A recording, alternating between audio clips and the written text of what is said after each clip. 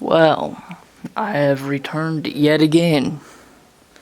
Recently, as you all know, Murder Drones Episode 7 has released. And of course, as always, I was right about, well, everything. Crazy how people still doubt me. Don't we know it never ends well? But anyway, the topic of this video is about finally explaining the lore of Murder Drones Episode 3. I figured that both the release of a new episode and my Murder Drones CRT for the scaling finally being accepted, it felt like a good celebration. Anyway, this is episode 3 of explaining the entirety of Murder Drones lore, where I will be explaining episode 3. So, let's just go ahead. Anyway, so Murder Drones episode 3 is about when things start getting more focused on the solver itself and developing it into the plot. Episode 3 opens with a doll from the end of episode 2 in the middle of the colony, silently killing off all the prom court in the middle of the night. This is important because it's part of a large scheme planned by Doll. Doll's mother, Yeva, as well as her father, who's unnamed, were killed by Serial Designation V earlier in the story. Because of this, Doll plans revenge on V, manipulating her fellow classmate Lizzie into basically helping her plan in order to kill V. During this, she ends up killing Kelsey, who she thought would be the last potential prom queen that would have to die. With that, they could sneak V in, have her take that role, and easily move V into a trap where they could kill V. During this, while they're plotting this, Uzi, who had separated from Anne after the events of episode 2, was trying to get back into her normal life in the colony and piece together absolutely everything she could about the solver and what's going on. However, Khan has taken all of her crazed ramblings and locked them in Nori's closet because they're pretty much the same in that regard. They have a lot of insane stuff that normal people view as insane. Anyway, despite them being accurate, Khan locked them in there and eventually decided to send Uzi to the prom and chaperone her with Lizzie and Doll. But, of course, that didn't go well. That made Uzi a potential candidate. And, of course, Doll was planning on eliminating her as well. Uzi briefly saw the wanted posters in Doll's garbage can, which is how she managed to escape. In the bathroom, she managed to stack up a pile of destroyed mirrors and climb through a ventilation shaft. These mirrors happened to be covered in real blood and were crushed. This is because simply Doll has gone through the same thing that Uzi has up to about episode 5. That's where things really start to change. But she's gone through the same events in the past, the creation of organic matter, the damage of using the solver, both physically and mentally. The destruction it causes just because it goes out of control, destroys whatever we're looking at, and etc. Of course, also the short, really bursts where their oil becomes real blood, which is interesting to say the least. I do wonder how that'll tie into the story. But getting back on topic, to explain the lore of the episode. Afterwards, Uzi manages to escape and meet up with N outside of a colony, which is important because V was also doing a little manipulation scheme. She was trying to get close to Lizzie so that she could get Lizzie to sneak her in and kill everyone in the colony. N was against this, but she beheaded N immediately after pretending to be tied up and after realizing that she couldn't convince him that what she was doing was right. So she just did it and left while sneaking into the colony and of course regenerated later. Uzi met up with N outside and they together tried to save the colony. I mean, Doll does take the stage, but immediately is betrayed by Lizzie, so that Doll can nearly kill V, though in the moment, Lizzie does regret doing that. But for a reason that, let's just say us Vizzy shippers really can understand perfectly. But, anyway, Uzi and Ant just so happened to show up at the perfect time.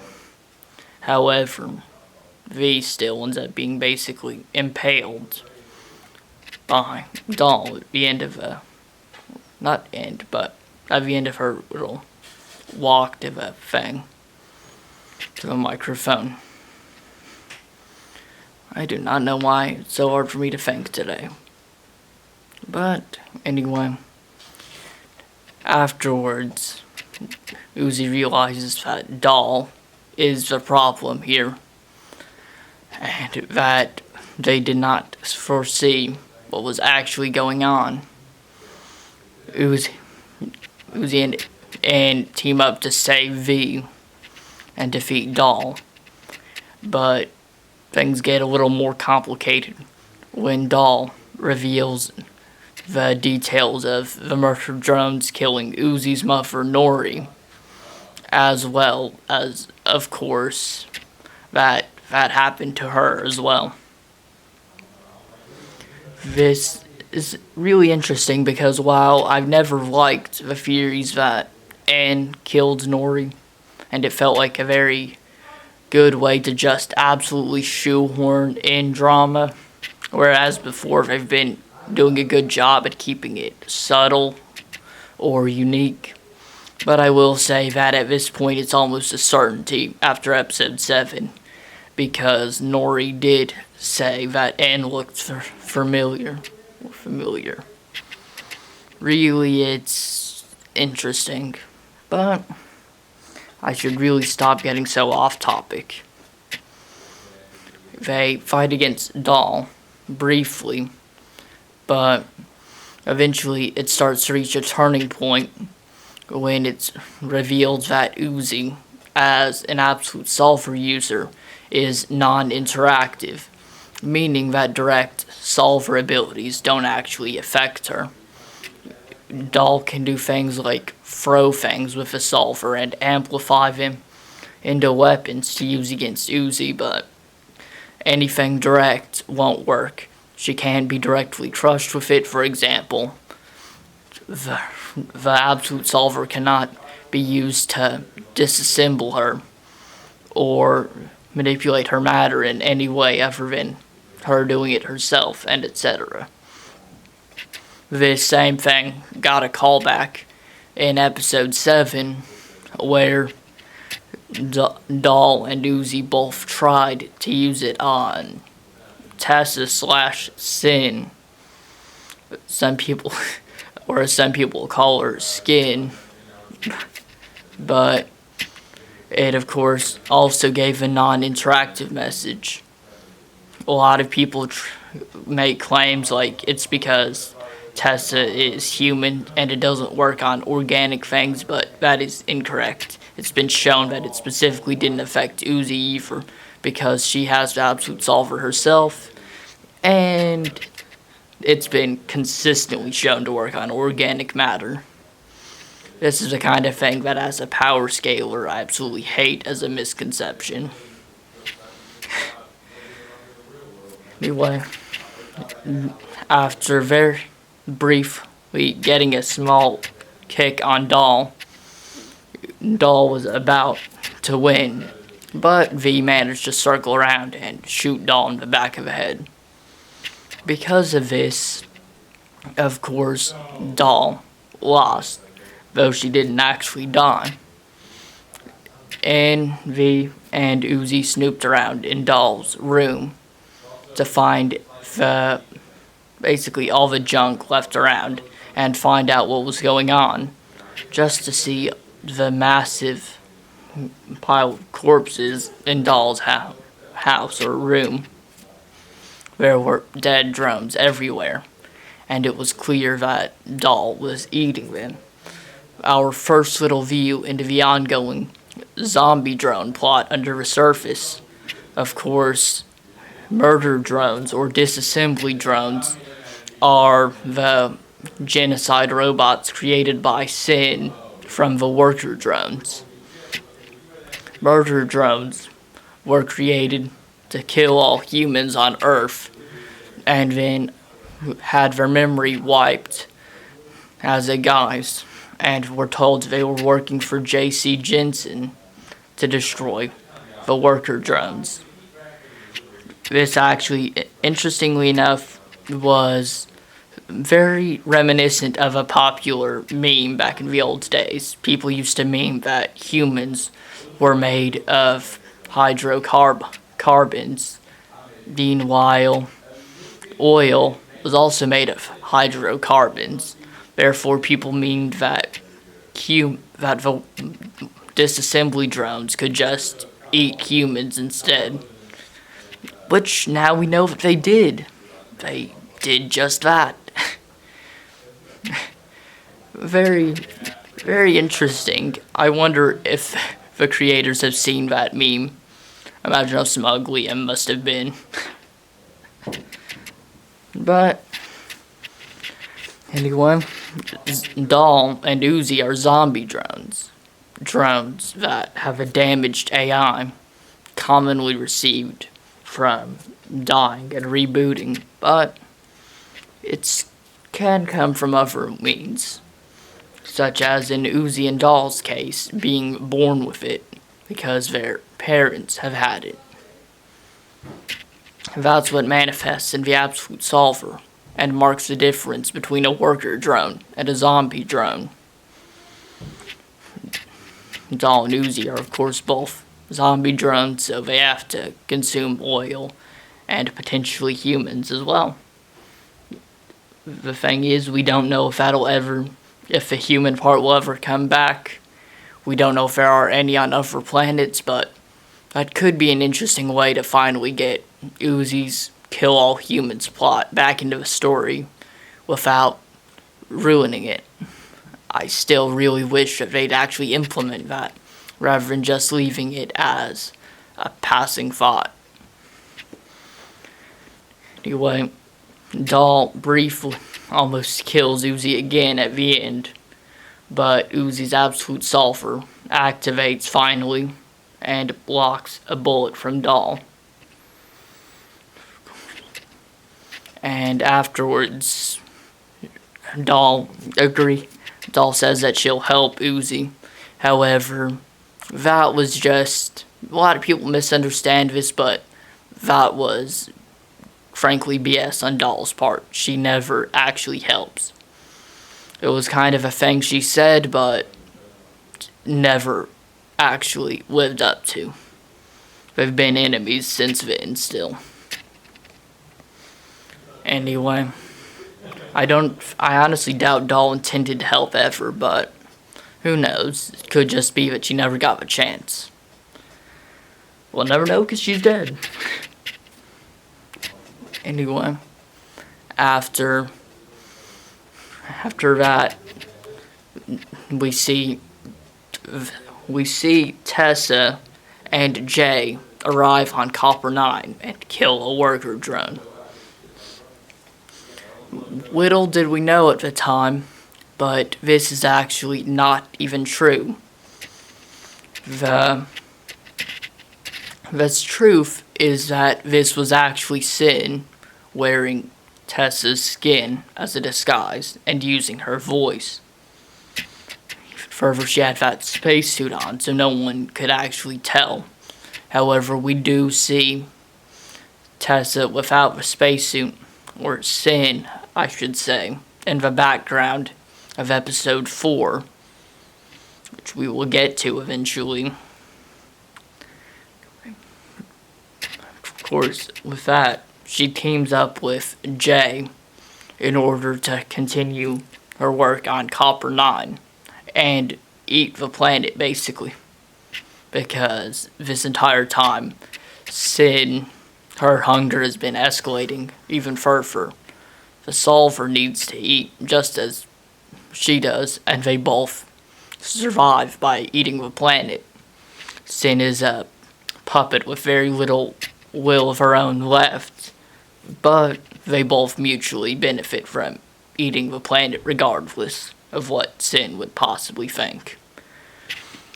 And since her and the solver are both absolutely sadistic, they both enjoy it very much and enjoy taunting others about it.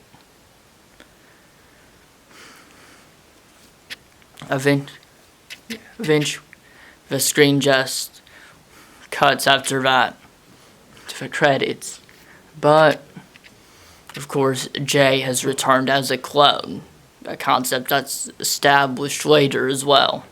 All of the disassembly drones are cloned and have backups.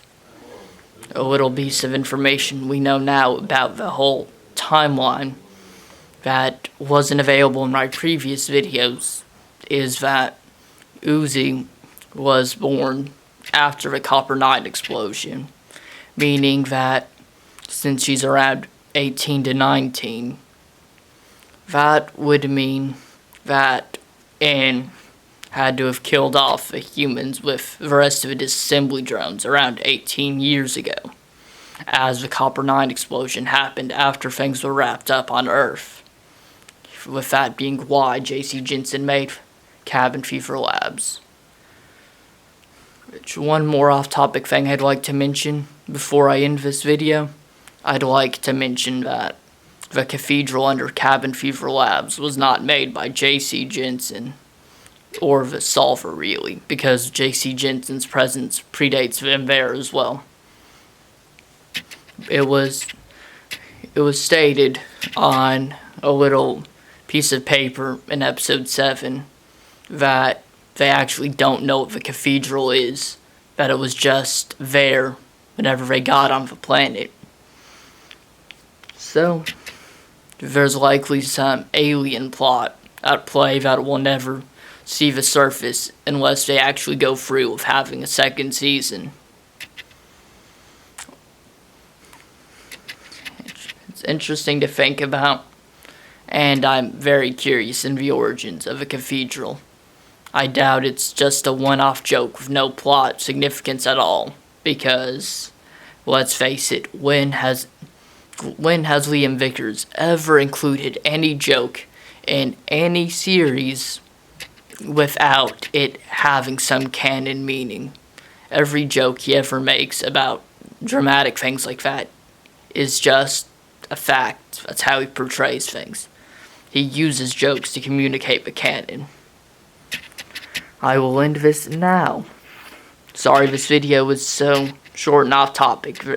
Not as much happens in episode 3 as the others. which is funny because people shill for it so much.